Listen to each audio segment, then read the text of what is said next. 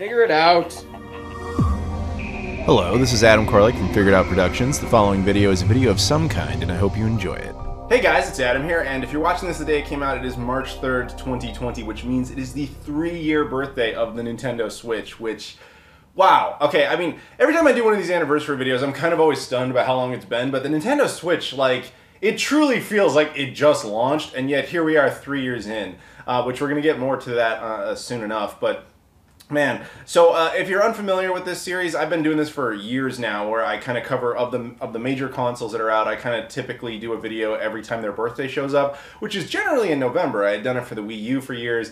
I've been doing it for the Xbox One and for the PS4. But because the Switch launched in an odd time, aka today, 3 years ago, you know, it just kind of throws me off. But I have to end up doing it over here.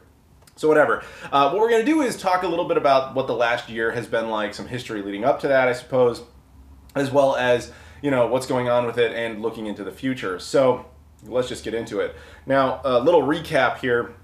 The Nintendo Switch, I admit wholeheartedly, like I screwed up. You know, when it first was coming out, I didn't really have much faith in it. I kind of was of the philosophy that the investors were. When you looked at it back then, there was only 5 launch titles, and it was anemic. It just didn't end. You were hot off the heels of the failure of the Wii U. It just looked like the Switch was going to be this thing that just kind of came out and left. But no, I was totally wrong, and I'm glad I'm wrong. I eat crow on that one completely, and I still get daily comments about it. It's lovely.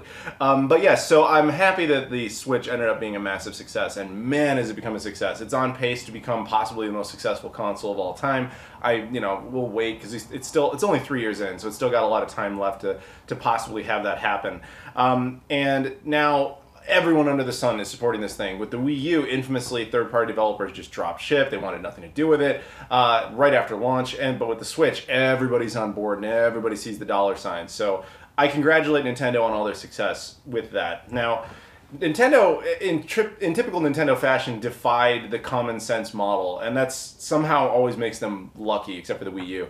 It's just they did something that was unorthodox. Like, it shouldn't have worked. It shouldn't have been, hey, you know what, we're gonna just have this really underpowered console that, you know, is generally preferred as some sort of portable or whatever, and, you know, it's gonna use cards, and you're gonna have to download most of your data. Like, everything about it sounded like it shouldn't work. 32 gigs of storage, but hey man, they did it. But that's a tired old argument. Everybody already kind of knows that part. So what's been going on with the last year? Well, so Nintendo, by their own admission, has gotten to a point where we're now about halfway through the cycle. We're in mid-cycle phase, which we're going to get back to that as well, because I think that's a significant point and admission from them.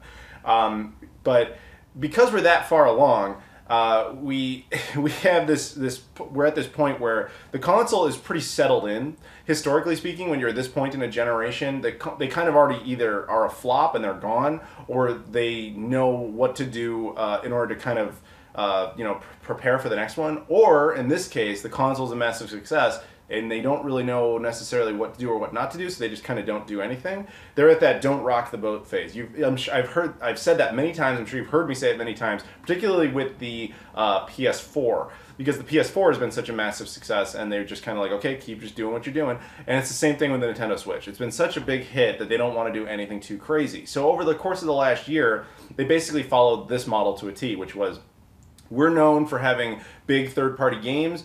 We're known now for allowing a lot of indies and, you know, third-party support on, and we're known for the portability. Let's just kind of own all that, and let's just keep going with it. So we'll go down to those points individually. First of all, when it comes to the portability factor, look, I'm in that.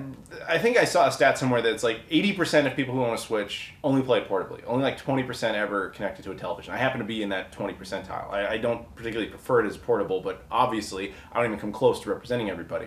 Nintendo is very aware of this, so they, on this last September, within the calendar year, they released the Switch Lite, which is an exclusively portable version of the Nintendo Switch. It does not dock to a television, which to me straight up says that the argument is over when it comes to what the Switch is. It's not necessarily a console. I mean, it has console functionality, at least this particular model, but Nintendo treated it more as the successor to the 3DS than they treated it as the successor to the Wii U. Now, again, people are going to complain and argue about that. They're going to say, no, the Switch is still a console. It's just, that's just like a portable-only version. Okay, but whatever, regardless, I'm kind of in the camp of, I like to believe of it as a console. That's how I certainly use it. But the console functionality seems like very much just an additional feature as opposed to what it was meant to be. And I think that that was smart of them. They went into that lane, and that's how they said, hey, this is, we're going to keep everyone around because our portables have always been successful. So treat it more like that. And we'll kind of forget that we even do home consoles. I would argue you can make the case that Nintendo doesn't really make a home console anymore. You could make that case. But whatever, fine. We're not necessarily going down that road. Now, that said, they did that. They said, okay, we're going to make the Switch Lite. We're going to make a cheaper version. We're just going to appeal to that base. Cool. You got that. They also said when it comes to the game library, we're going to just crush it with exclusives. Because the thing that's weird about Nintendo is that even though they're successful, they're a legend, everybody knows who they are, this is going to sound strange, but people don't talk about them as much. And when I say people, I mean the industry. The industry, and I say this as someone who gets to go to like all these E3s, I get to go to a lot of things that are behind closed doors, I get to do a lot of this stuff. Everyone's hyper-focus in the industry is Xbox Series X and PS5. That's what they're focused on. And even when it comes to throughout the rest of the year, they typically have been focusing on Xbox One and PS4, and the Switch is always an afterthought. And I know that doesn't seem like it from the customer base, but that's typically it from the creators base. And the reason for that is just there's just more interest and attention there. Switch it makes money, but it's also a lot of effort for anybody to put a game onto because the hardware is so anemic. And you have to do a lot of extra effort to make anything run. You have to strip down a game substantially, but they're willing to do it because it ends up producing funds. But no developer gets excited about the fact that they have to strip down their game to bare bones to get it to work. Even if it ends up having successful, return, like say The Witcher 3, which I guess we'll get back to that in a second. But yeah, so the idea is most of the industry is focused on the next aspect of things. What makes Nintendo interesting is that applies most of the time until Nintendo's like, boom, here's a new Zelda.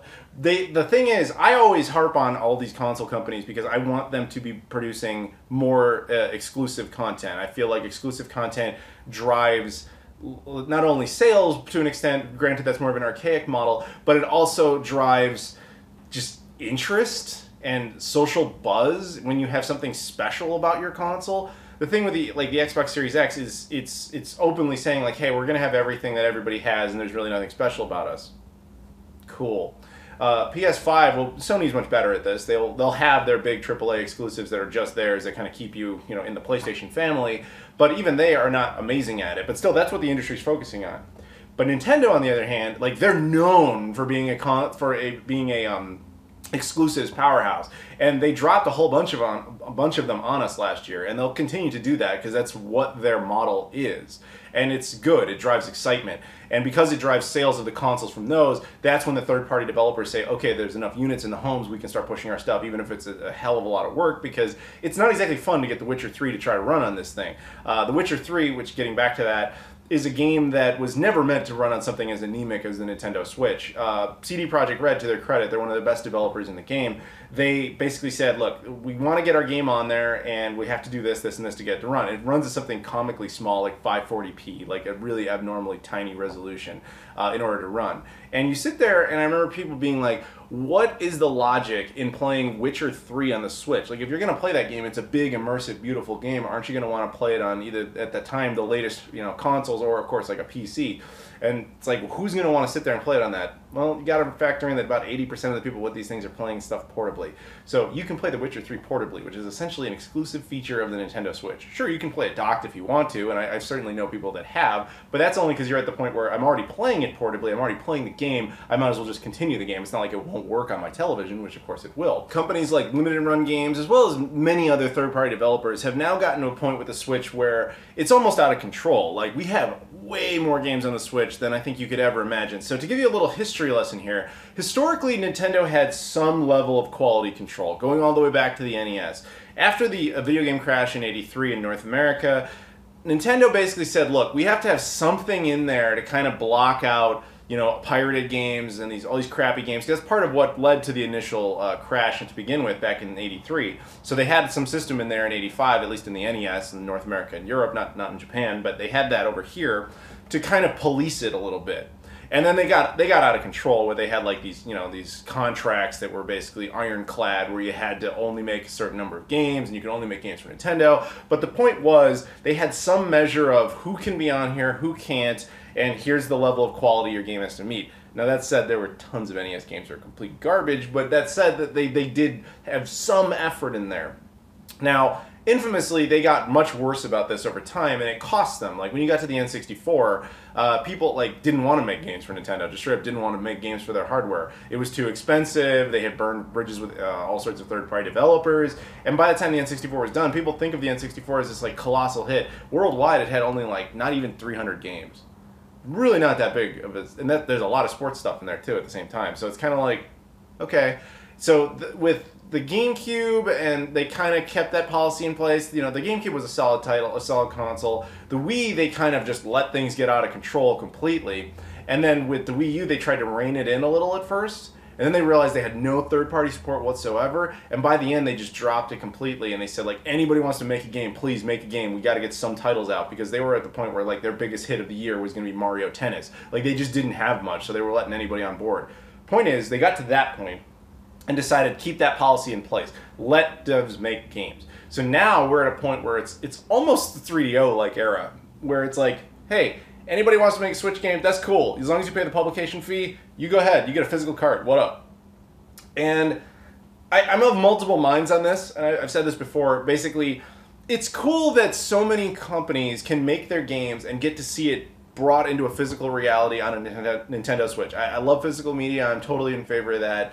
But the collector side of me is like, dude, I pity anyone who is collecting Nintendo Switch stuff because it is out of control. I gave up a long time ago, and I see tons of people who are like super into it who are just like, oh man, like I don't think I could do this. Because there's so many games that are exclusive to certain regions and came out in literally limited run or, you know, special reserve. Like, there's tons of these little companies that are like, we only did like 100 copies of it here, you know, or whatever. And then you have games that are exclusive to just like one country. Like, there were some games, I remember going to like Belgium and Luxembourg last year. I remember seeing a game that was in Luxembourg only. And you go like, what? Like, how many people are ever going to be able to get these games?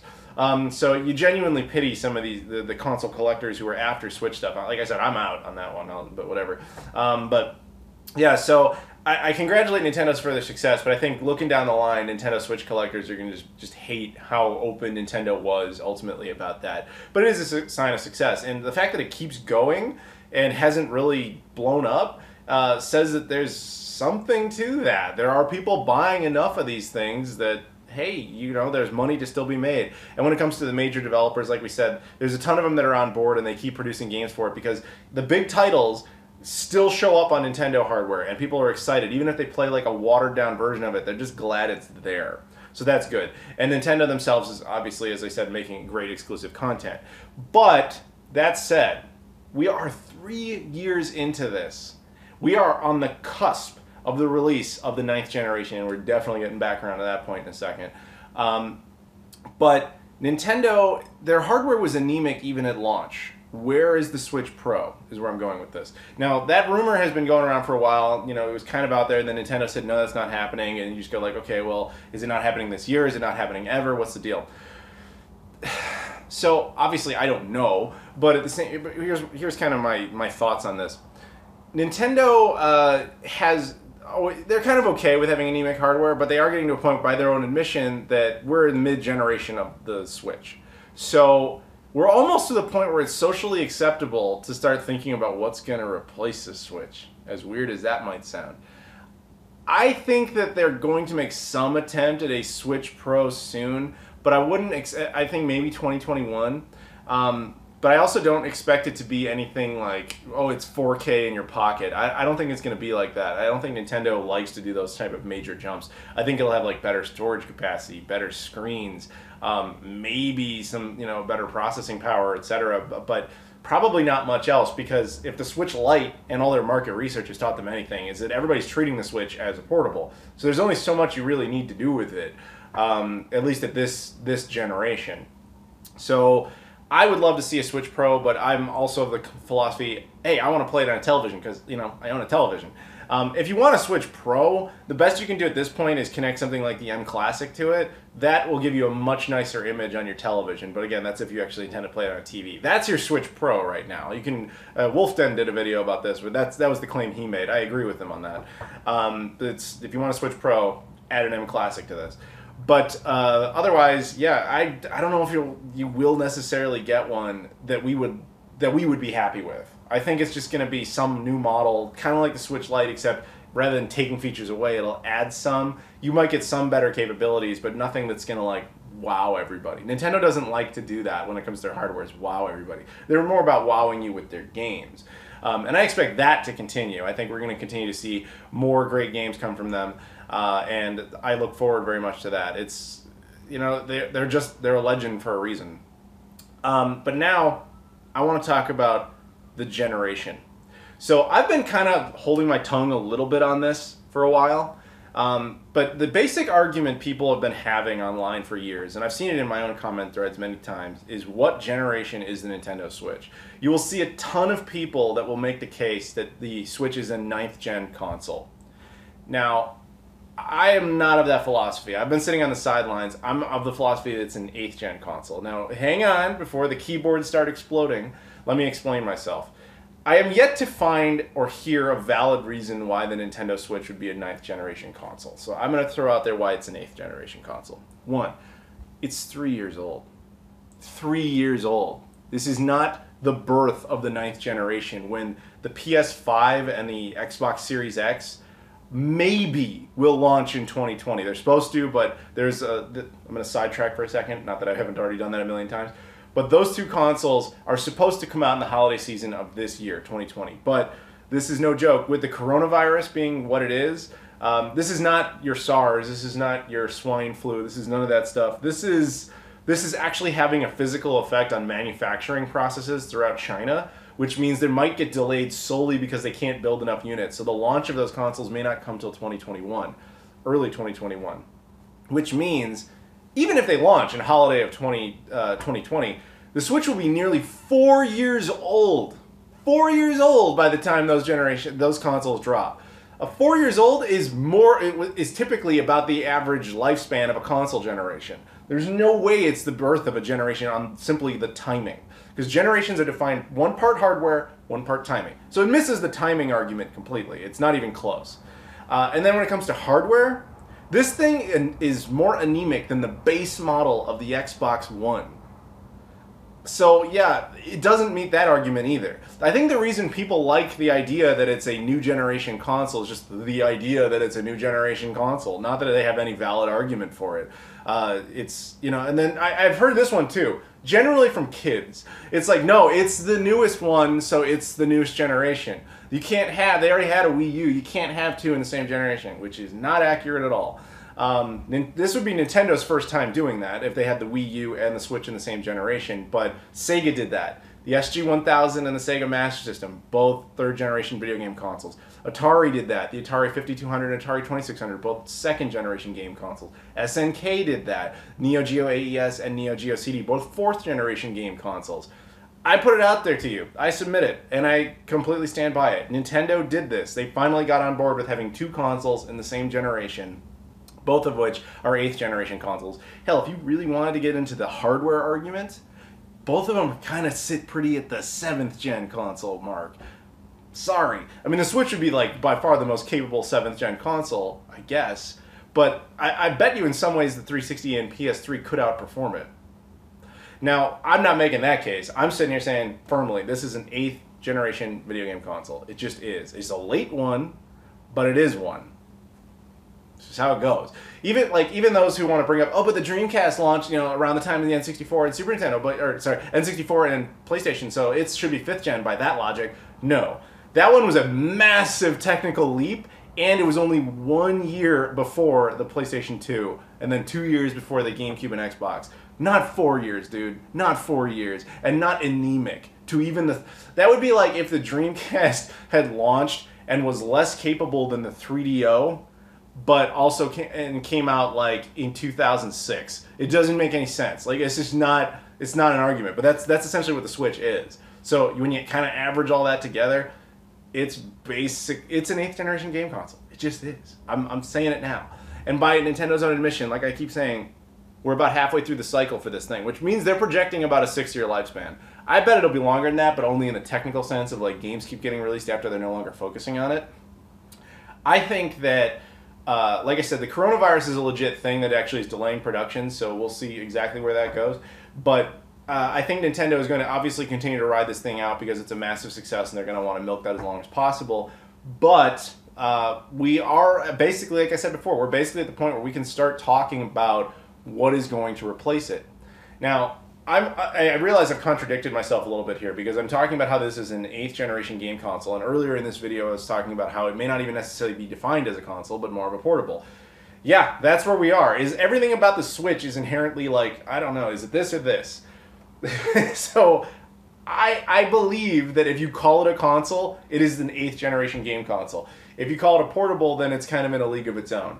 I treat it more as a console, but that's kind of the genius of the Switch, is it kind of appeals to everyone because it kind of fits their own personal narrative of what they want it to be. Do you want it to be your all-in-one console? Do you want it to be your Nintendo exclusive machine? Do you want it to be your portable device? Do you want it to just be your fun machine? You can have it do everything. That's kind of what they did that was so smart. But I also think that they're also not going to want to jump away from that anytime soon, obviously. And I do think with the massive success that came out of this thing, whatever hardware they start talking about next is going to be more of this. Not the Switch Pro. I do, like I've said already, I think that that's kind of going to be their next soft focus. But their next, big focus, whenever that actually drops, we'll see. It might be like having a PS4 in your pocket. Everybody kind of wanted to believe this was kind of like having almost an Xbox One in your pocket. Really, this is more like having a powered up Wii U in your pocket at best. So maybe about PS4 in your pocket is what they're going to aim for next time. We will see. But we're a long time away from that. But yeah. So I think for the rest of this year, just look out for some good games to drop. No new hardware, maybe some cool accessories, probably different colors of stuff. But I think that's probably going to be about it. I look forward to... I want to say I look forward to what they're going to do at E3, but the truth is I already kind of can tell you. They're just going to talk about some cool games they have coming up. They're not going to do anything else to rock the boat or anything super exciting. Maybe some new Smash characters or something, but even that, I think they're finally kind of done with that. So just look forward to the future and the games, but not necessarily the hardware. This is not the year for that, for them. But I will be curious to see what the reaction is to stuff coming up. And the coronavirus, I keep stressing that because I cannot stress enough. It's not just the usual, like, oh, it's the latest flu of the year. Like, this is having actual effect on Chinese production facilities. So it could delay all sorts of things. We just haven't really quite felt the effect of it yet. Just wait that one out. But that being the case, we'll see what their response to is if the PS5 and Xbox Series X actually do successfully launch. We'll see what their response ultimately is. But I'm betting you not much, because that's Nintendo. They don't really have to. So there you go. I hope you guys enjoyed this. If you guys could please like, comment, subscribe, check out all the social media stuff in the description. I'd really appreciate that. Thank you very much for watching, and I'll see you all later.